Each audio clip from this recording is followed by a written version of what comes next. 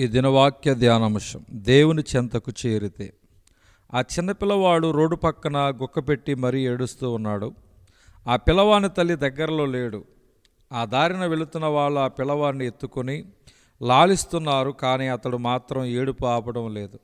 వారి చేతిలో ఉన్న కీ చైన్స్ శబ్దాలు చేస్తూ పాటలు పాడుతూ ఇలా ఎన్నో విధాలుగా ఆ పసికందు యొక్క ఏడుపు ఆపే ప్రయత్నం చేస్తున్నారు, కానీ వారి ప్రయత్నాలు ఏమీ ఫలించలేదు.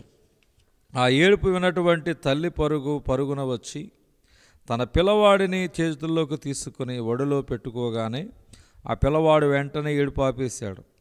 నన్ను కన్నా తల్లి యొక్క ఒడికి నేను చేరాను అని ఎప్పుడైతే ఆ పసికందు గ్రహించాడో వెంటనే ఏడుపు ఆగిపోయింది. అదేవిధంగా దేవుని చేత సృష్టించబడిన మనిషి సుఖం లేక, సంతోషం లేక, సమాధానం లేక ఏడుస్తున్నాడు. పాపిష్టి పనులు చేసి వాటి వలన వచ్చిన కష్టాన్ని బట్టి, నష్టాన్ని బట్టి, వ్యాధి బాధలను బట్టి ఏడుస్తున్నాడు.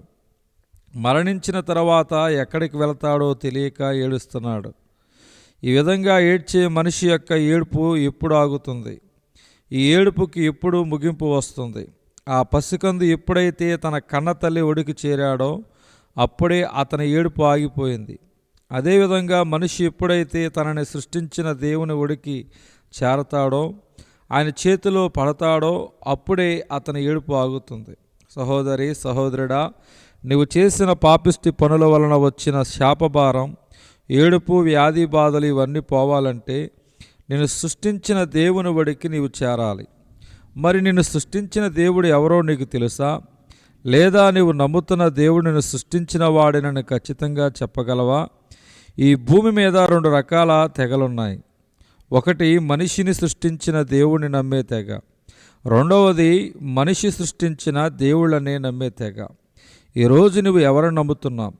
మనిషి సృష్టించిన దేవుళ్ళనా, లేక మనిషిని సృష్టించిన దేవుడినా?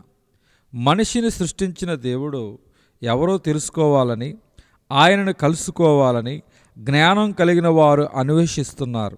ఆ అన్వేషణలో సత్యాన్ని గ్రహిస్తున్నారు. ఆ విధంగా అన్వేషించిన వారిలో నేను కూడా ఒకడిని. మా పూర్వీకులు ఎవరు కూడా యేసుక్రీస్తును ఆరాధించిన వారు కాదు. వారు మనిషి సృష్టించిన దేవుళ్లను పూజించారు. మనిషి సృష్టించిన దేవుళ్లను పూజించే ఆ వంశం లేదా ఆ కుటుంబంలో పుట్టిన నన్ను దేవుడు కనికరించి మనిషిని సృష్టించిన దేవుణ్ణి తెలుసుకొని పూజించే భాగ్యాన్ని నాకు అనుగ్రహించాడు. మరి మీ సంగతి ఏమిటి? మిమ్మల్ని సృష్టించిన దేవుని మీరు కలుసుకోకపోతే, తెలుసుకోకపోతే మీ కన్నీళ్లు ఒక కొలిక్కి రావు, మీ జీవితం సార్థకం కాదు.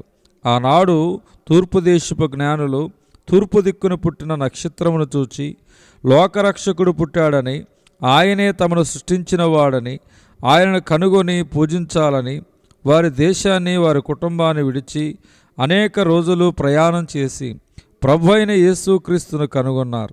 మత్తయి సువార్త 2వ అధ్యాయం 1-2 వచనాలు. మనిషికి ఉన్న ఏడుపును ఆపడానికి ఆ మనిషిని సృష్టించిన దేవుడు 2000 సంవత్సరాల క్రితం పరలోకాన్ని విడిచి ఈ భూలోకానికి దిగి రావాల్సి వచ్చింది. మనిషి యొక్క కన్నిటిని, మనిషి యొక్క శాపాన్ని, పాపాన్ని కొట్టివేయడానికి యేసుక్రీస్తు ఈ లోకంలో జన్మించి తన జీవితాన్ని త్యాగం చేశాడు. ప్రతి మనిషి యొక్క పాపభారాన్ని, శాపాన్ని కొట్టివేయగలడు. కేవలం ప్రభు అయిన యేసుక్రీస్తు మాత్రమే.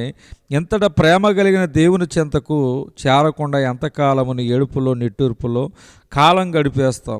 ఆ పసిపిల్లవాడి ఏడుపు తల్లి ఒడికి చేరిన వెంటనే ఎలా ఆగిపోయిందో అలాగే నీ ఏడుపు కూడా ఆగాలంటే యేసయ్య చెంతకు నేడే చేరి ఆయన అనుగ్రహించు ప్రేమను, క్షమను, ఆరోగ్యాన్ని, ఆశీర్వాదాన్ని అనుభవించమని మనవి. దేవుని చెంతకు చేరితే అడ్డుగా ఉన్న ఎర్ర సముద్రము 2 పాయలైంది. నిర్గమాకాండం 14వ అధ్యాయం 1-21 వచనాలు. 3 బారిన రూతు జీవితం చిగురించింది. రూతు గ్రంథం 1వ అధ్యాయం 16, 4వ అధ్యాయం 10వ వచనం. గొడ్రాలైన అన్నా కన్నీరు ఆగిపోయింది. 1వ సమూయేలు గ్రంథం 1వ అధ్యాయం 20వ వచనం. దావీదునికి దూరమైన కుటుంబం తిరిగి తన చెంతకు చేరింది. 1వ సమూయేలు 30వ అధ్యాయం 1-19 వచనాలు. జీవితంపై విరక్తి చెందిన స్త్రీ విముక్తి పొందుకుంది. మార్క్సు వార్త 5వ అధ్యాయం 25 నుంచి 34. ఎగసిపడుతున్న సముద్రం ఆగిపోయింది. మార్క్సు వార్త 4వ అధ్యాయం 35 నుంచి 39 వచనాలు. దేవుడి దిన వాక్య ధ్యానం దేవుడు దీవించునుగాక. ఆమేన్.